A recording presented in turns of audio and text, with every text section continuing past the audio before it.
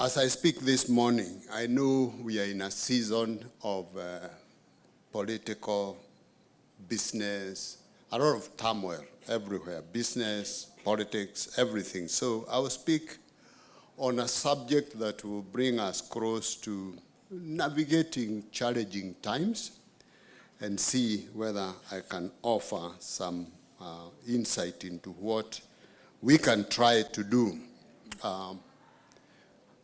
They are my auditors, MGK, so whatever I say, I must make sure it's the truth I'm speaking, because they can find out. They know. They are our auditors in one or two companies. This is a time like no other, and even I have been in business. I set up our business, Palmhouse Dairies, 30 years ago, and I have not seen a year like 2024. I think it's one of the most difficult years on record. So as I speak, I'm speaking to myself and what I sense is going through. So I'm going to speak largely on resilience. And I can give you an example of what's happened just last year. Towards last year, we used to co-pack our products for a big Danish, not a big Danish, but a Danish company. But having come from the COVID effects and all that, they ended up closing down. So 2023 was our best year on record. But 2024 was our worst year on record. And I want you to just hang on to that. There's something somebody said, I don't know whether it's my namesake or Moher, about partnerships and collaborations as what is the best way to do business. So, what are we going to do? Life needs to be codependence in business, and I think that has been addressed. And what will you then do as a business leader? What have you seen others doing, or what have you seen working? I'm going to share one or two things. The times are times of crisis. We used to call it VUCA. There are more vocabularies coming, the volatile, uncertain, complex, and ambiguous times.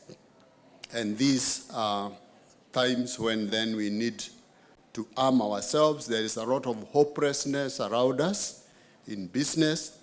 There are many huge business losses. I think the Kenya Association of Manufacturers, if you read their statistics, the last 2 years, businesses have been folding up in record numbers. And what can we do? So what leadership tools will constitute our resilience? What will help us as a people? I think in the first instance, the first thing we must have is a vocabulary we call empathy. We need and we must give our workers and the people we work with, we must give them an opportunity to express themselves. As you have seen with the Gen Z movement, they are very expressive. They want to express themselves. Even in business, even in our offices, we need to allow the young people, the younger people, and our employees to express themselves. Show an attitude of caring. I don't know, many of you may not know, but when we started business, there was nothing like mental illness. Mental illness meant you are really a mother case, isn't it? Today, mental illness is one of the top illnesses, isn't it? We are addressing it in our children, and we need to show an attitude of caring, even if we are not able to do much. Show empathy. That will be one of the survival skills we need. So, times are hard, but we will not give up. The other thing that we can do is to be authentic and have humility. We must be on the ground with the troops, unlike the days when we could sit on a pedestal as the bosses. This is again another generation that does not understand bureaucracy and the chain of command, and we must come down to them. If you want to work with the Gen Z movement, and I think even the millennials had a part of that behavior, they need to see us together. We need to preach hope. I keep telling people that leaders are dealers in hope. Even as people mourn, we must be able to show them that there is hope for tomorrow. We as leaders sitting in this room cannot be hard to mourn that there is no hope, because if we show them that there is no hope, who will show hope? So even as we know that times are difficult as leaders, we must preach hope. We must also speak to our employees about their jobs and the security of their work and their safety. During these times, of course, people fear that they'll lose jobs, and unless we earn their trust, we will not be able to retain productivity within the organization. So earning the trust of our teams will be central to our survival as organizations, because we will still need those employees when the times change and when times get better. We must own the problems visited by the times we are in. They are our problems. We came through COVID. We are now through other political problems, social problems around us. And we must lead from the front. We as the leaders, there is no point you taking a salary increase when the juniors are getting a salary reduction. You cannot be earning a 7-digit figure when others are not. You must show leadership, and if that leadership demands that you walk with them. So as leaders, we must own everything that happens to the organization and lead by example. You cannot preach water and drink wine. This is the time to reaffirm our workforce, review and reaffirm and reflect often on what is happening.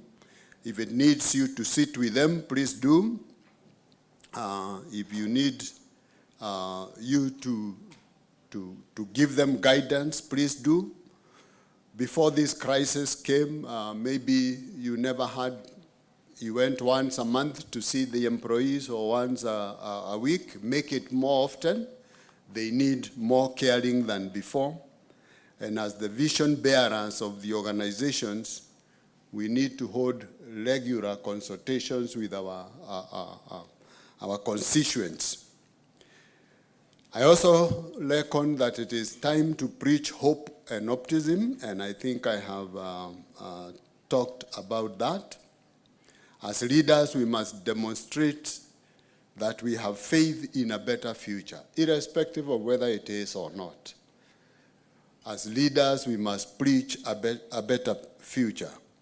And I always give an example. If the pilot starts panicking, what do you think would happen to the passengers in the plane? The people in this room are the pilots, so we cannot panic. As leaders, I believe we should mourn and cry in private, but publicly we must show the resilience, and we must be able to provide that leadership.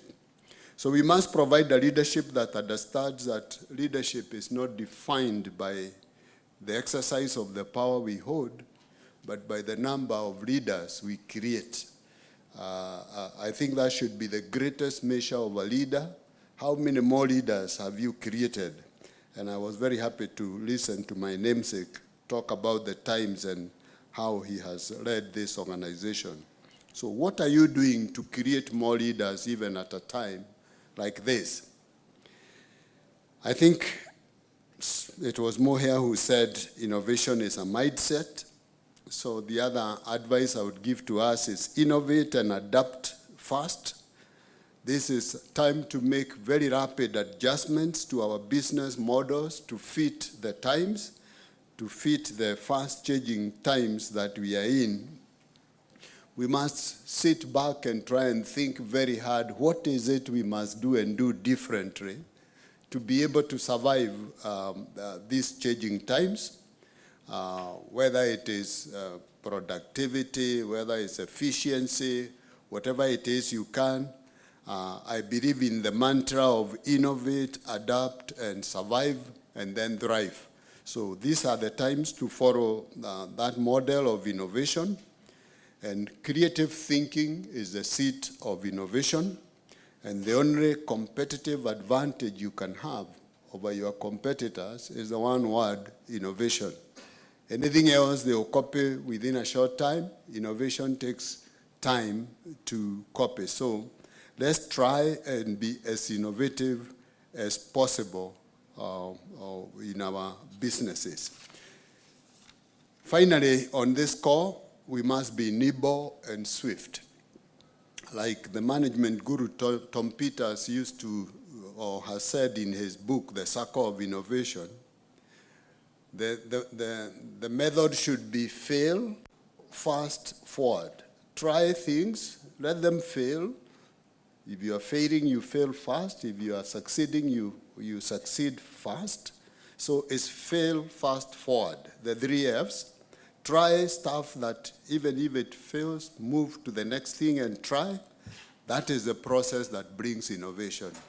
I think the story of the light bulb is the most instructive story of how innovation comes about, is trying many things.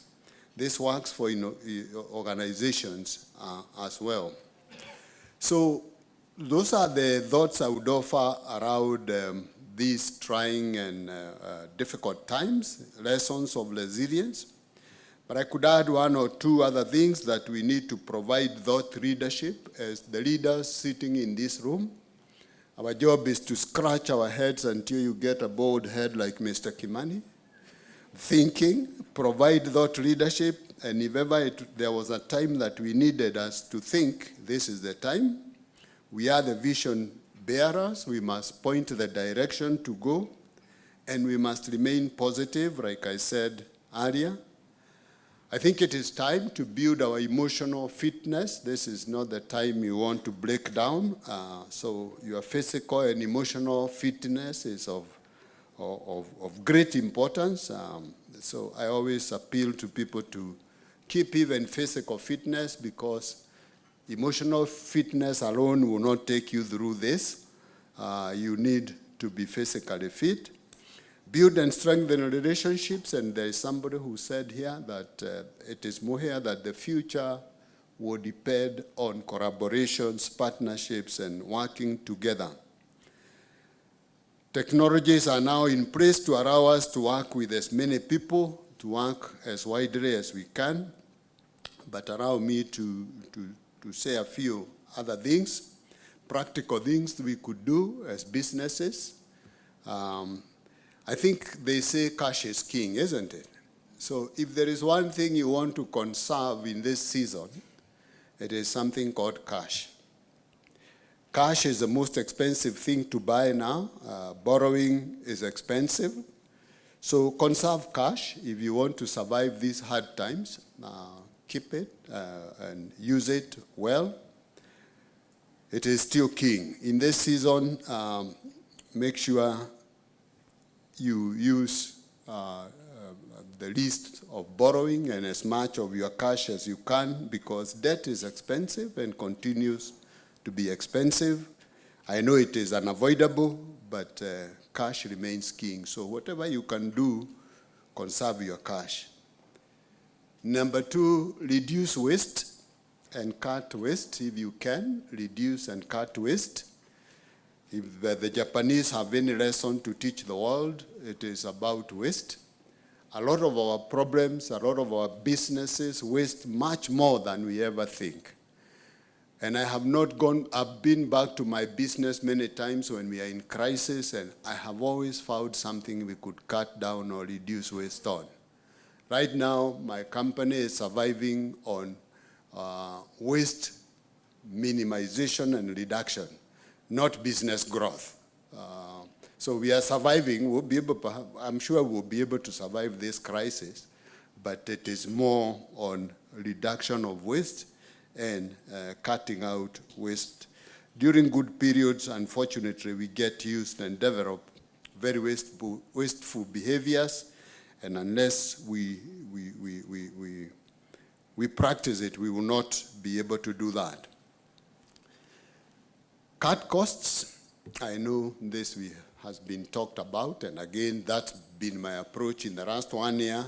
We have really cut our cost of running business. When times were good, we could afford to work on expensive things at a personal level, at operational level. This may imply cutting costs through restructuring, through sometimes reduction in staff. It's not desired. You can never reduce or restructure yourself this way to greatness. So don't assume cutting employees works all the time. You cannot go to greatness by this method, but it is a survival method you may use for a while to survive good times. If you have to do restructure, do so humanly. And remember always what Tom Peters has taught us, that you cannot shrink yourself to greatness. So cutting staff is not a way to growth. It's a way to survival. This means in the long term that companies that will make it are not those geared to reducing the number of people, but those who focus in growing the size and capacity of the company. Use one car where you are using two to do the same work. That's what I mean. Change a bit of habits. On the personal front, drink 2 beers instead of 5. Build credibility and trust. These are your long-term companions in times of crisis. Credibility and trust. Here I mean credibility with your stakeholders, and you've heard about the strategic plan of MGK. They're really putting their customers in the front. So build credibility with your stakeholders, with your suppliers, with your customers, with your juniors as well. In the milk business I've done for nearly 30 years now running, I can tell you that our customer base has reduced by 70%. But we are, however, determined to support our suppliers, our small-scale suppliers, or who are the farmers who give us the milk. Why? Because we want to keep their credibility. We have at times bought the milk and sold it at a loss to keep them, because we knew we would need them at one time. So this is the time when there is crisis that you need to build such credibility. We need to retain the credibility and trust we have established with our customers over the years. Acquire and retain talent to prepare for the future. At this time is when people make the biggest mistake of letting your talent go. Not mistake, sometimes it's necessary. But this is the time also to keep good talent, because the future is there and things are going to change. At a time like this, where there are more jobs, more people out of jobs than usual, it is time to acquire talent and skill sets that may be selling for cheaper. There are too many people looking for work, so the work is, the labor is cheaper. And I can tell you almost all fields of personnel will have many, many jobless people. There are many jobless people now, so you are spoiled for choice as employers. You have no reason at this time to work with any mediocre staff. because it will cost you unnecessarily. So to survive this crisis, we must internalize what Darwin said, that it is not the strongest of the species that survives, not the most intelligent, but the most responsive to what? To change. To survive this time, you must respond to change. So in conclusion, to survive the crisis we are in, of businesses, of social upheavals and all that, and it's global, it's not just in Kenya, we must create a community of purpose. We must see ourselves at our enterprises as a community working together to make a difference in the world, where the mission, like said earlier, matters as much as the bottom line. Our mission is not just P&L. It is also to grow together with our stakeholders. The winners will understand, are those who will understand that we must empower our people. We must empower our people in their teams and work groups and help them to have the freedom to make operating decisions so that they can free us to lead. We must give our employees freedom to act, but also demand accountability. We must endeavor to manage our people less, but at the same time retain the discipline and the focus. This can only be achieved by giving our employees a high level of discretion, provide them with the information they need to make wise decisions, and then hold them accountable. And Mr. Kimani told you he stopped signing checks. Stop signing checks. Yeah. An essential leadership quality during these turbulent times is to make our places of work a place with a sense of purpose that merits our employees to bring their hearts to work by making our mission real to them. Every person must believe that they are employed to improve the quality of human life and not just to sell a product or to make money. The cleaner must believe that he makes a difference in what the company does. The knowledge worker of the 21st century is the key advantage that we can no longer push with a whip, but must appeal to. So leadership during this crisis must recognize the need to provide an environment of simplicity and growth. What it means that we need to minimize the influence of hierarchy and bureaucracy because it's expensive. We must know how to get our teams to focus on the main job. We must instill integrity and trust in our people, and we must now ask the critical question: how do we get our people to want to do more and better? Not how do you get your people, how do you force them or let them want to do it themselves. So we must encourage participation from around the whole of the company. And finally, we must collaborate with others within and without so that we seek solutions that meet our customer needs. So partnerships and collaborations are the way into the future. Enterprises in the pharmaceutical, the airline industries and such have collaborated for solutions to human challenges and such industries, and we have seen the results. Why can't we do it? So my final remark on this is to close with the words of John D. Rockefeller during the Great Depression, and I quote, "These are days when many are discouraged. In the 93 years of my life, depressions have come and gone. Prosperity has always returned." Thank you. God bless you.